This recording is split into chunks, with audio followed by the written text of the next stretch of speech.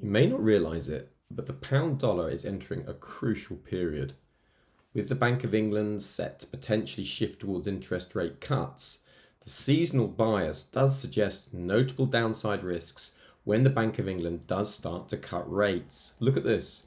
Over the last 25 years, in the day of the interest rate cut, up to 3 days after the interest rate cut, the average return has been negative 1.11%, and there's been some extensive losses, well over 2%, on a number of different occasions.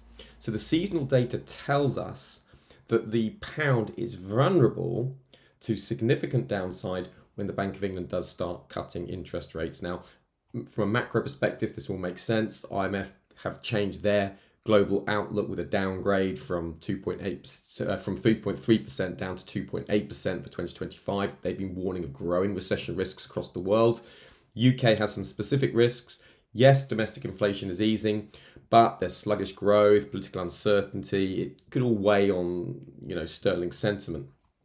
And if the Fed starts to keep rates as they are, whereas the Bank of England starts to cut rates more aggressively, then we could see the pound underperform the dollar. So it's worth looking at this Bank of England interest rate decision. From a technical perspective, got a few big levels to note. This is a potential trend line going all the way back from 2014 on a monthly chart around that 1.3300 region, and there's major support that 1.200 region. So some big round numbers, key levels to be aware of. And if we sort of have a false break of this level, then could we start to see a move back down to maybe 1.25, maybe even back down to 1.200? Definitely worth looking at. Don't just trade it, Seasonax it. Sign up here for literally thousands more seasonal insights that are just waiting to be revealed.